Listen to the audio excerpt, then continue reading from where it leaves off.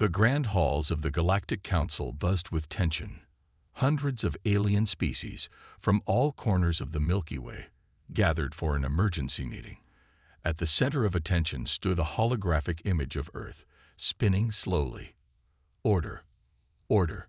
shouted High Counselor Zax, his tentacles waving for silence. The room quieted down, and all eyes turned to the tall, blue-skinned alien. "We are here to discuss the human problem."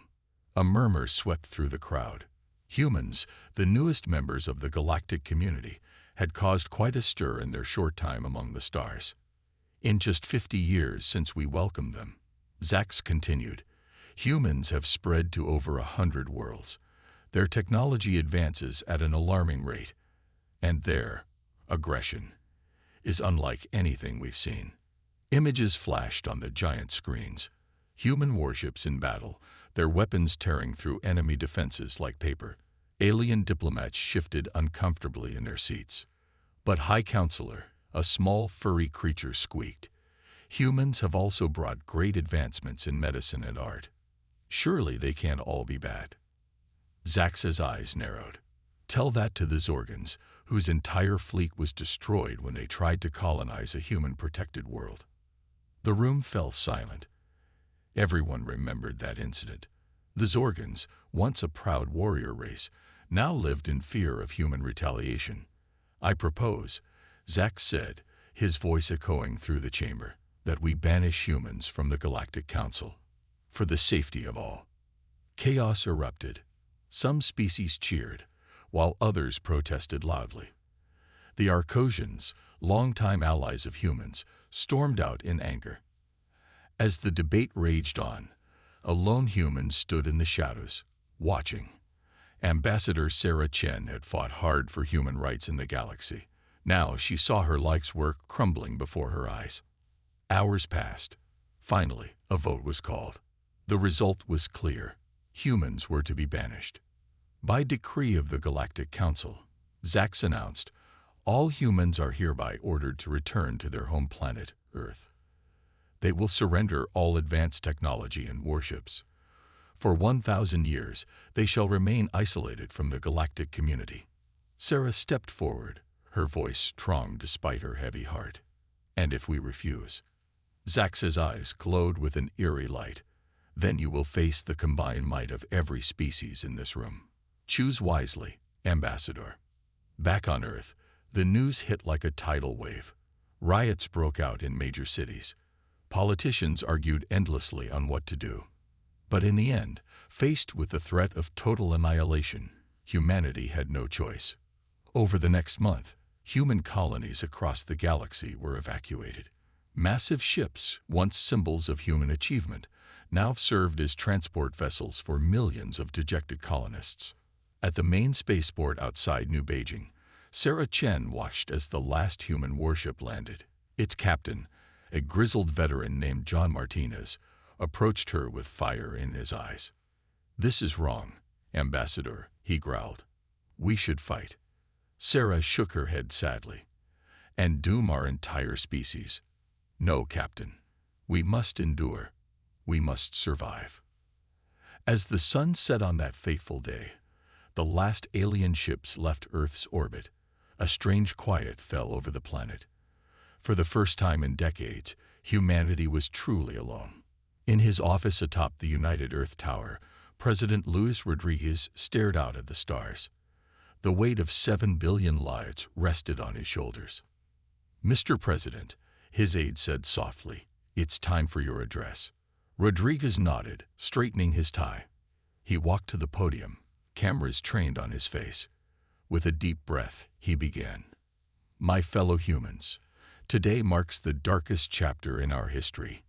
We have been cast out, labeled as dangerous by those who once called us friends. But I say this, we will not break. We will not fade away." His voice grew stronger, filled with determination. "For 1,000 years, we may be confined to Earth, but we will use this time wisely. We will learn, we will grow, and when we return to the stars, and mark my words, we will return, the galaxy will tremble at the sight of humanity unleashed." Cheers erupted around the world. In labs and factories, in homes and schools, a fire was lit. Humanity had been banished, but their spirit remained unbroken. And in the depths of space, unnoticed by alien sensors, a single human stealth ship slipped away from Earth. On board, a hand-picked crew began their secret mission. Operation Nemesis had begun. The galaxy had not seen the last of humanity, not by a long shot. 10 years had passed since humanity's banishment. On the surface, Earth seemed peaceful, but beneath this calm exterior, a storm was brewing. In a hidden underground facility, deep in the Rocky Mountains, Dr. Emily Zhao stared at her computer screen. Her eyes widened as the simulation completed. "It works," she whispered. "It actually works." The door slid open, and General Mike Torres entered. "Report, Doctor." Emily spun in her chair, excitement radiating from her face. "We've done it, General. The quantum drive is ready for testing." Torres allowed himself a rare smile. This was the breakthrough they'd been waiting for. A propulsion system that could outrun anything the Galactic Council had. Meanwhile, in orbit around Jupiter, construction on humanity's secret weapon continued. Hidden from prying alien eyes, the massive warship took shape. Its name, Nemesis. Captain Sarah Chen, once an ambassador, now oversaw the project. She floated in zero gravity, inspecting the ship's hull. "How are we doing on time?" she asked her second-in-command, Jack O'Neill. "We're ahead of schedule, Captain," Jack replied. "But there's a problem with the weapon systems. Dr. Tanaka wants to speak with you." In the ship's lab, Dr. Yuki Tanaka greeted Sarah with a worried look. "Captain, the plasma cannons are unstable. If we fire at full power, they might explode." Sarah frowned. "Can you fix it?" Yuki nodded slowly. "Yes, but it will take time. Maybe 2 more years." "We don't have 2 years," Sarah said firmly. "The Council's patrol ships are getting too close. We need to be ready." Back on Earth, in a secret military base in the Sahara, soldiers trained relentlessly. These weren't ordinary troops. They were the best of the best, chosen from every nation. Sergeant Maria Rodriguez barked orders as her squad ran the obstacle course. "Move it, people. You think the aliens will wait while you catch your breath." In the control room, General Torres watched the training with approval. These soldiers would form the crew of Nemesis. They had to be perfect. A young private stumbled on the course. Without hesitation, his teammates helped him up. Torres nodded. Teamwork. That was the key. As night fell over the base, Maria sat alone in the mess hall. She stared at a photo of her family. "I'm doing this for you," she whispered. Across the globe, in laboratories and workshops, humans worked tirelessly. They reverse-engineered alien tech left behind. They invented new weapons and defenses, all in secret, all in preparation. President Rodriguez, now in his second term, addressed the United Earth Council. "Our time is coming," he said. "In just a few short years, we'll be ready to reclaim our place among the stars." But not everyone agreed with this plan. In a small apartment in Tokyo, a group of peace activists met in secret. "This is wrong," said Akira Tanaka, Yuki's brother. "We should be reaching out to the aliens, not preparing for war." His friends nodded in agreement. They didn't know about Nemesis, but they sensed something was happening, something that went against their beliefs. As dawn broke over New York City, Emily Zhao presented her findings to a panel of scientists. "With this quantum drive," she explained, "we can cross the galaxy in weeks instead of years." The room erupted in applause. This was more than just a technological breakthrough. It was hope. In orbit, Sarah Chen made a difficult decision. "We'll proceed with the current weapons design," she told Yuki. "It's a risk, but we're out of time." Yuki nodded grimly. "I understand, Captain. I'll do my best to stabilize them." As the day ended, millions of humans went about their normal lives. They worked, played, loved, unaware of the massive effort happening in secret. But in hidden bases and secret facilities, the chosen few continued their work. They knew the stakes. They felt the weight of humanity's future on their shoulders. And in the depths of space, far beyond Pluto, an alien patrol ship appeared. It scanned the solar system, searching for any sign of human activity beyond their planet. Finding nothing, it moved on. The secret remained safe. For now. On board Nemesis, Sarah Chen looked out at the stars. "Soon," she whispered. "Soon we'll be ready. And the galaxy will remember why they feared us." The countdown to humanity's return had begun. The day had finally come. 999 years after humanity's banishment, the Nemesis prepared for its secret launch. In the ship's command center, Captain Sarah Chen took a deep breath. Her hand hovered over the launch button. "This is it," she thought. "No turning back now." "All systems are go," Captain reported Jack O'Neill, his voice tense with excitement. Sarah nodded. "Crew status. Everyone's in cryo sleep, ma'am. Just us bridge crew awake." With a final glance at Earth on the view screen, Sarah pressed the button. Nemesis, launch.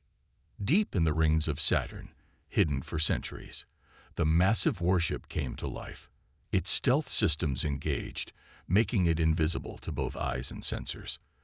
The quantum drive hummed, ready to take them beyond the solar system for the first time in a millennium. As they passed Neptune, alarms blared. "Captain," shouted the sensor officer. "Alien patrol ship detected." Sarah's heart raced. "Hold position. Maintain stealth." They watched in tense silence as the alien ship drew near. It paused, as if sensing something. For a moment, Sarah feared they'd been discovered. But then the alien ship moved on, continuing its patrol. Collective sighs of relief filled the bridge. "That was close," Jack muttered. Sarah nodded grimly. "Too close. Let's not waste any more time. Engage quantum drive." The stars blurred around them as Nemesis leaped into faster-than-light travel. Their journey into the unknown had begun. Weeks passed as Nemesis explored the edges of known space. The crew, awakened from cryo-sleep in shifts, marveled at the changes in the galaxy. Dr. Emily Zhao, now the ship's chief scientist, pored over the data they collected. "It's fascinating," she told Sarah during a briefing. "The power dynamics have shifted completely. Species we once considered minor players now control vast territories." "And the Council?" Sarah asked. Emily frowned. "Still in power, but not as strong as before. There are rumors of internal conflicts." This was valuable information. Sarah knew they needed to learn more before revealing themselves.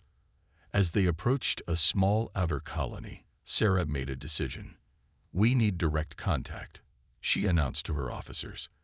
"I'm sending a team to gather intelligence." Sergeant Maria Rodriguez led the away team. Disguised as traders from a distant world, they landed on the colony in a small shuttle. The alien city was a riot of colors and strange smells.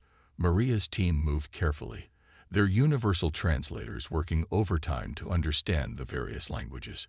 In a crowded marketplace, they overheard two aliens discussing Earth. "Humans? Oh, that's just an old myth," one said. "No species could be that dangerous." The other alien laughed. "Next you'll tell me you believe in the eternal Emperor of Zorg." Maria exchanged glances with her team. Humanity had become a legend, a scary story to tell children. It was both amusing and unsettling. Back on Nemesis, Sarah reviewed the team's findings. "So, we're forgotten," she mused. "That could work to our advantage." But their anonymity wouldn't last long. As Nemesis continued its journey, it encountered a pirate fleet attacking a refugee ship. Sarah faced a dilemma. Helping would reveal their presence, but she couldn't stand by and watch innocents die. "Weapons hot," she ordered. "Let's introduce ourselves to the neighborhood." Nemesis decloaked, its sudden appearance stunning both pirates and refugees. Before the pirates could react, Nemesis's advanced weapons had disabled their ships. As the refugee ship limped away, sending messages of thanks, Sarah knew their presence in the galaxy would no longer be a secret. Send a message to Earth, she told Jack. Tell them we've made first contact. Light years away, in the UN headquarters in New York, President Rodriguez received the message. A smile crossed his face. And so it begins, he said softly. In the Galactic Council chambers, an aide rushed in, interrupting a routine meeting. Urgent news, he gasped. A ship of unknown origin has been reported in the Outer Rim. Its technology. It's like nothing we've seen before. High Counselor Zax, older now but still in power, felt a chill run down his spine. It can't be, he whispered. They're back. As news spread across the galaxy, Nemesis continued its journey. The human crew, awake and alert now, prepared for whatever challenges lay ahead. Sarah Chen stared out at the stars from the bridge. Ready or not, Galaxy, she said softly. Humanity has returned. The Galactic Council's outpost on Zeta 9 was a bustling hub of activity. Aliens from a dozen species rushed about their business, unaware of the danger approaching. In orbit, Nemesis dropped out of quantum drive. Captain Sarah Chen surveyed the outpost on the main screen. Tactical analysis, she ordered. Lieutenant Raj Patel's fingers flew over his console. Minimal defenses, Captain. One patrol ship in orbit. Ground-based shields, but nothing our weapons can't handle. Sarah nodded. This would be their first major strike against the Council. It had to go perfectly. All hands, battle stations, she announced. Sergeant Rodriguez, prepare your ground team. As Nemesis approached, alarms blared on the outpost. The lone patrol ship moved to intercept. Unidentified vessel, you are entering restricted space. Power down and prepare to be boarded, came the alien transmission. Sarah allowed herself a small smile. Mr. O'Neill, show them our response. A single shot from Nemesis's main cannon reduced the patrol ship to space dust. On the outpost, panic set in. Council Administrator Clicks, a tall insectoid alien, tried to maintain order. Calm down, he shouted. Our shields will protect us until reinforcements arrive. A thunderous boom shook the outpost as Nemesis's weapons impacted the shields. In the Schutz's hangar, Maria Rodriguez and her team prepared for drop.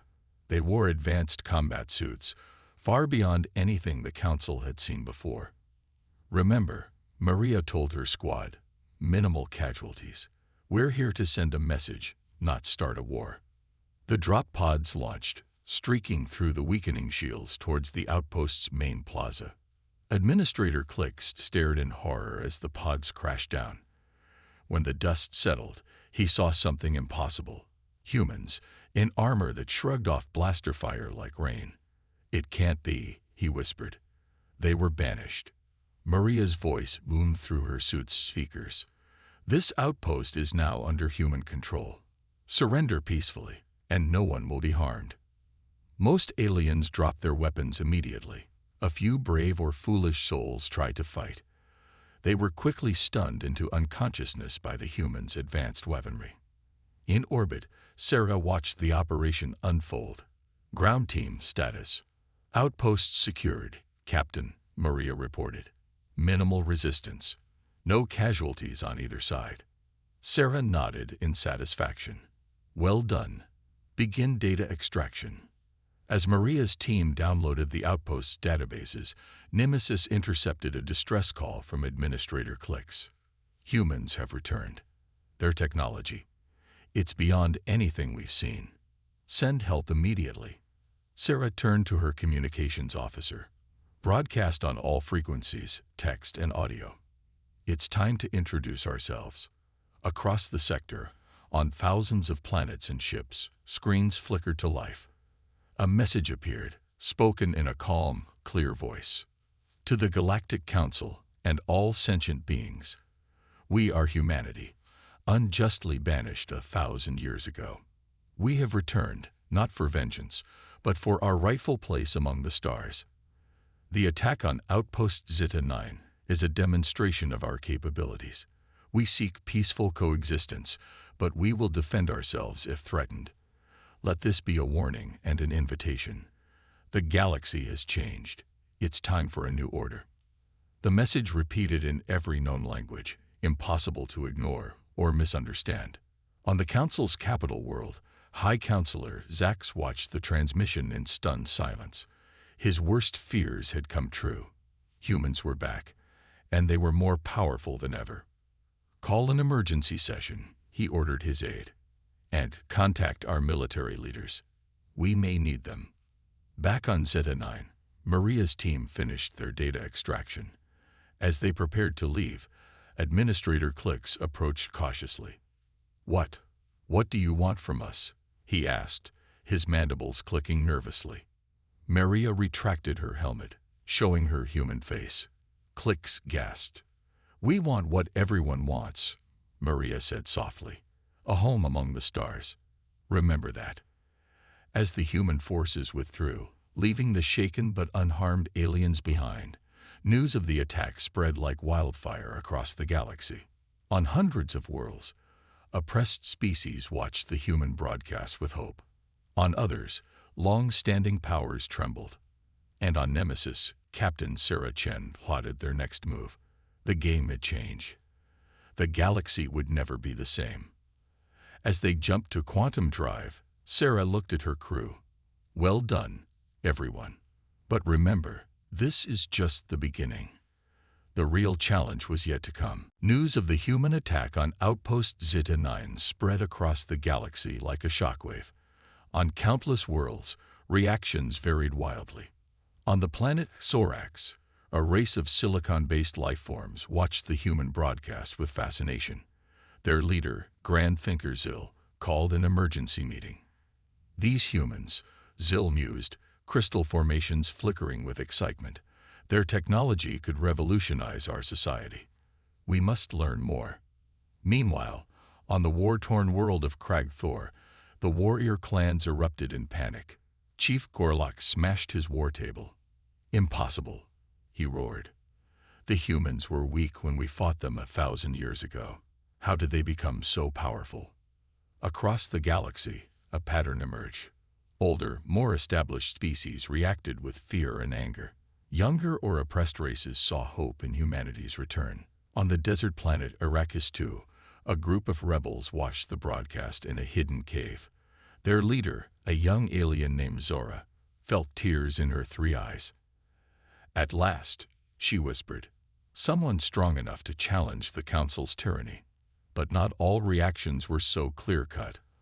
On the tranquil world of Eden Prime, a colony of pacifist aliens debated furiously. "The humans speak of peace," argued one, "but they show us weapons. Can they be trusted?" As debates raged, the Galactic Council scrambled to respond. In their grand chambers, representatives from 100 species shouted over each other. High Counselor Zax struggled to maintain order. "Silence," he bellowed. "We must present a united front against this human threat." But unity was far from reach. The Arcosians, longtime allies of humanity, stood up defiantly. "We told you 1,000 years ago," their ambassador declared. "Banishing humans was a mistake. Now we all pay the price." As the council bickered, Nemesis continued its journey. Captain Sarah Chen reviewed the data stolen from Zeta 9. "Interesting," she murmured. "The council's not as united as they seem. There's been infighting for centuries." Her XO, Jack O'Neill, nodded. "Could be useful. Divide and conquer." Sarah smiled. "Perhaps. But first, we need more allies." Their next stop, the Frontier Worlds, a cluster of independent planets on the galaxy's edge. On New Texas, a dusty planet that lived up to its name, Nemesis made contact. The locals, a mix of various species who valued freedom above all, were initially wary. Sheriff Zuck, a grizzled alien who looked like a cross between a human and a cactus, met with Maria's team in the town saloon. "So," Zuck drawled, "you humans are stirring up trouble again. Why should we care?" Maria placed a small device on the table. It projected a hologram of advanced farming equipment. "Because we can help you thrive," she said. "No strings attached, just neighbors helping neighbors." Zock's eyes widened. Such technology could transform their harsh world. As word spread, more frontier worlds reached out. They weren't joining humanity's cause, not yet, but they were willing to listen, to trade. It was a start. Back in Council space, fear turned to action. Zax authorized the largest military buildup in millennia. "We must be ready," he told his generals. "Humanity cannot be allowed to upset the balance of power." But not everyone agreed.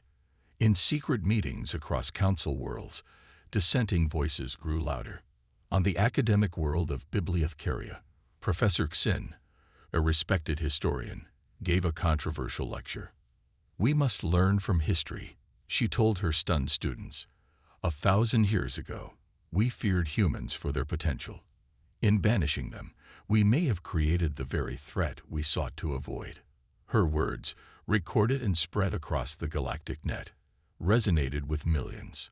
As tensions rose, Nemesis received an unexpected transmission. It came from Earth. President Rodriguez's face appeared on the bridge screen. "Well done, Captain Chen. You've given us the opening we needed. The rest of our fleet is ready to launch." Sarah's eyes widened. "Fleet? But Nemesis is." Rodriguez smiled.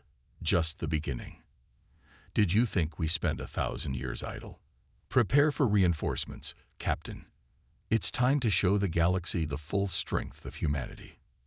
As the message ended, Sarah turned to her crew. Their mission had changed. They were no longer alone. Across the stars, humanity's hidden ships prepared to reveal themselves. The galaxy held its breath, knowing that everything was about to change. The stage was set for the biggest confrontation in galactic history. The vast emptiness of space suddenly came alive. Hundreds of human warships, hidden for centuries, decloaked near strategic points across the galaxy. Operation Nemesis had entered its final phase. On the Nemesis, Captain Sarah Chen watched in awe as friendly signals lit up her tactical display. "I never imagined," she whispered. Her XO, Jack O'Neill, grinned. "Looks like the folks back home were busy." A transmission came through. Admiral Helena Ortiz, commander of the human fleet, appeared on screen. "Captain Chen, your Nemesis paved the way. Now, we finish what you started." In the Galactic Council's military headquarters, alarms blared. General Krotak, a reptilian alien known for his strategic brilliance, stared at the holographic map in disbelief. "Impossible," he hissed. "Where did they all come from?" An aide rushed in. "Sir, we're receiving reports of human ships appearing everywhere. They're attacking our key outposts." Krotak's scales paled. This was no mere return. This was an invasion. Across the galaxy, carefully planned strikes crippled the Council's military infrastructure. Communication relays, shipyards, and weapon depots fell in coordinated attacks. On the jungle world of Verdana, home to the Council's largest antimatter facility, Sergeant Maria Rodriguez led her team through dense foliage. "Remember," she told her squad, "minimal casualties. We're here for the antimatter, not revenge." They emerged from the jungle to see the massive facility. Guards patrolled, unaware of the invisible threat. Maria activated her suit's cloaking device. "Go silent. Go fast." In a matter of minutes, the facility was under human control. Not a single shot fired. Similar scenes played out across Council space. Human forces, using technology far beyond their opponents, struck with surgical precision. But not all aliens were enemies. On many worlds, oppressed species saw the humans as liberators.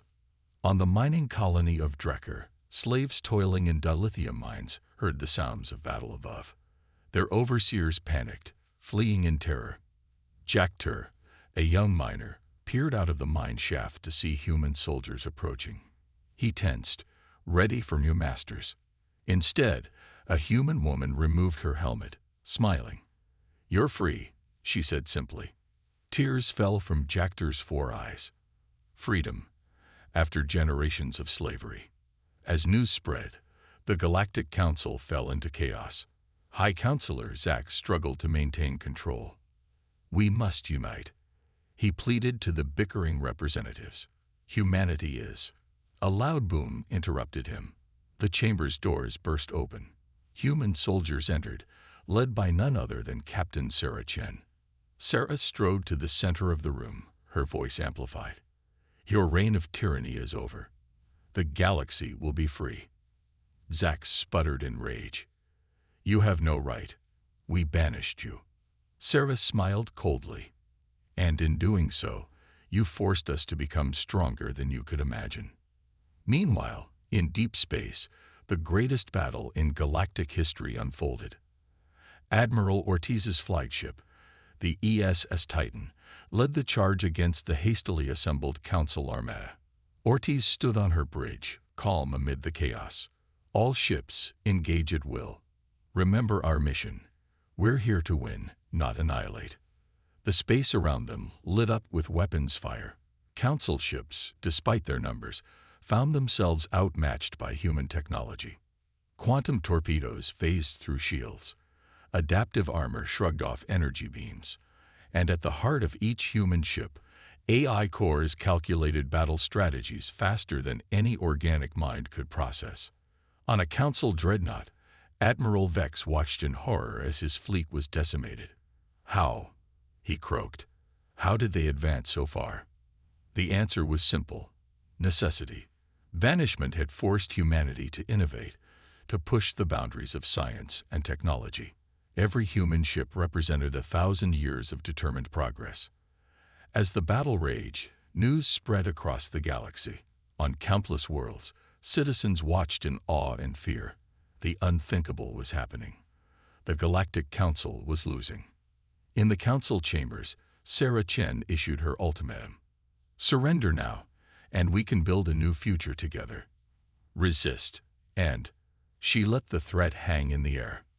One by one, council members signaled their surrender. A new era was dawning. As the fighting died down, Captain Chen looked out at the stars. Humanity had returned, and the galaxy would never be the same. The dust of battle had settled, but the galaxy was far from quiet. In the weeks following humanity's shocking victory, a new order began to take shape. On the former Council capital world of Action Prime, representatives from hundreds of species gathered. The Grand Council chambers, once a symbol of oppression for many, now hosted a different kind of meeting. Captain Sarah Chen, now hailed as a hero across human space, stood at the center. Beside her was President Rodriguez, who had traveled from Earth for this historic moment. We are not here to rule, Sarah announced, her voice echoing through the chamber. We are here to build a better future, together. Murmurs filled the room. Some aliens looked hopeful, others suspicious. Trust would not come easily after millennia of council dominance. Zara, the rebel leader from Arrakis II, stepped forward. And how do we know humans won't become the new tyrants? She challenged. President Rodriguez smiled. A fair question. That's why we're proposing a new system, a federation, where every species has an equal voice. He activated a holographic display, showing a complex organizational chart. No single race will hold all the power. We'll have checks and balances, democratically elected leaders from all worlds. The room buzzed with excitement and debate. It was a radical idea, but after seeing the council fall, many were ready for change. Meanwhile, across the galaxy, the aftermath of the war brought its own challenges. On the planet Novoterra, a joint human-alien team worked to rebuild a city devastated in the fighting. Sergeant Maria Rodriguez wiped sweat from her brow as she helped lift a fallen pillar. Next to her, Click, a spindly alien with 4 arms, used his superior strength to secure the structure. They worked in comfortable silence, a symbol of the cooperation spreading across the stars. As they paused for a break, Click spoke. I never thought I'd see humans and Excalibur working side by side. Perhaps there is hope for us all. Maria nodded, offering a canteen of water to her new friend. That's what we're fighting for now.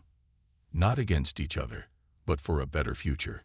In orbit above the planet, the Nemesis underwent repairs. The once secret ship was now a symbol of human ingenuity and the change sweeping the galaxy. On the bridge, Jack O'Neill oversaw the refit operations. A message flashed on his screen. Another group of alien scientists requesting to study human technology. Jack chuckled. "Looks like we're the teachers now," he mused. But not all was peaceful. On some worlds, former Council loyalists resisted the new order. Skirmishes broke out, requiring careful diplomacy and sometimes military intervention. Admiral Helena Ortiz, now heading peacekeeping operations, faced one such crisis on the desert world of Talos II. A group of hardcore Council supporters had taken control of the capital city. "We don't want war," Helena told her officers as they planned their response. "But we can't allow oppression to continue. We'll give them one chance to surrender peacefully." Her words reflected the new human philosophy, firm but not cruel. It was a delicate balance, enforcing peace without becoming the very tyrants they had overthrown. Back on Earth, cities celebrated. Holographic displays showed scenes from across the galaxy, humans and aliens working together, trading, learning from each other. In New Beijing, an elderly Dr. Emily Zhao watched the celebrations from her apartment. Tears filled her eyes as she saw her life's work come to fruition. The quantum drive she had developed had not just propelled ships, but had propelled humanity to its new place in the cosmos. As weeks turned to months, the new Galactic Federation began to take shape. It wasn't perfect. No system involving hundreds of species could be, but it was a start. On the newly established neutral world of Haven, the first Federation Council convened. Sarah Chen, now serving as Earth's representative, looked out at the assembled aliens. Former enemies sat next to new allies. There was tension, yes, but also hope. "We have a long road ahead," Sarah said in her opening speech. "But together, we can build a galaxy of peace, progress, and unity." As her words were translated into 100 alien languages, a sense of possibility filled the air. The age of the Council was over. The age of the Federation had begun. Humanity had not just returned to the stars. They had reshaped the very fabric of galactic society. And this, everyone knew, was only the beginning of a grand new chapter in the history of the cosmos.